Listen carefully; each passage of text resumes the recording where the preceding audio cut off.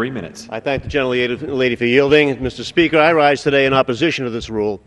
I heard comments over there from the chairman of the Rules Committee and others about how this is a fair rule and a fair process and how it's one nation under God and everybody trying to help everybody out, how they believe there's an opportunity for every member to consider the matters that are in this bill. That is simply not the reality that expressed for the 9 states that suffered from fishing quota failures and threats to have fish that were declared disasters back in 2012, and the Commerce Department said that the fishery disaster in those 9 states was leading to people losing their job, the collapse of an industry, one of the oldest and most historic industries in our country.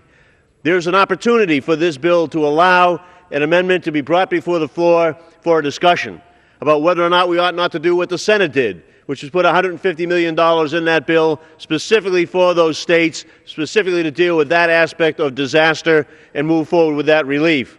This Rules Committee in this House decided that members would not have the opportunity to take that vote.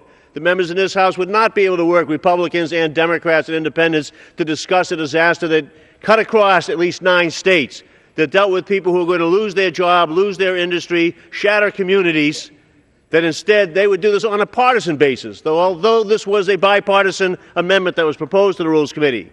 And although every one of those communities that are in that disaster-declared area have Republicans and Democrats, and although they have mayors and governors that are from both parties, the Rules Committee on a straight party line vote decided that this Congress would not have the opportunity to even consider and debate and discuss and then vote on whether or not we would follow the path of the Senate and allow for $150 million in disaster relief for those communities.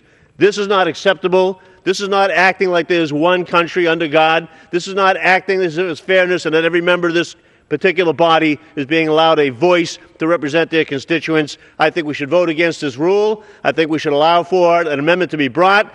We should have these members come to the floor and provide for an opportunity to debate and discuss and include in this disaster relief those people that are suffering the disaster in the fishing communities of our country. And with that, I yield back. The gentleman yields back. The gentleman from Oklahoma is recognized. Mr. Speaker, I reserve the balance of my time. The gentleman from Oklahoma reserves. The gentlelady from New York is recognized. Mr. Speaker, I'm pleased to yield 2 minutes to my gentlewoman friend from New York, Ms.